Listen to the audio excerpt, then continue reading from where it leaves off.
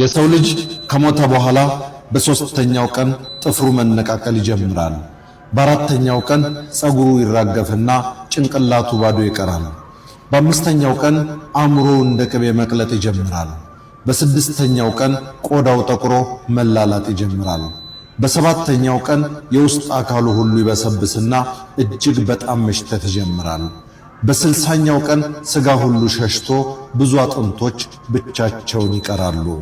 ይህንን መራራ እውነት እያወቅን ከኩራት፣ ከስግብግብነት፣ ከክፋት፣ ከጥላቻ፣ ከራስ ወዳድነት፣ ከተንኮል ብንርቅ ይሻላል።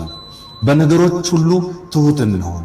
በሰዎች ሕይወት በጎ ተጽዕኖ ለመፍጠር እንትጋ። ይህች የምናያት ሕይወት ከንቱ ናት። ይህች ዓለም ጊዜያዊ ድንኳን ናት።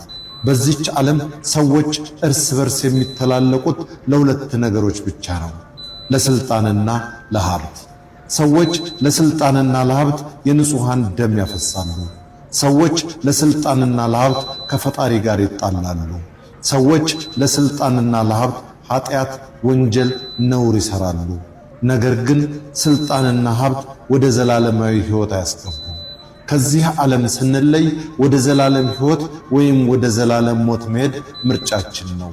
ደግሞም ይህ እውነታ አይካድም። የት እንሄዳለን? መልሱ ለእናንተ እንተወው።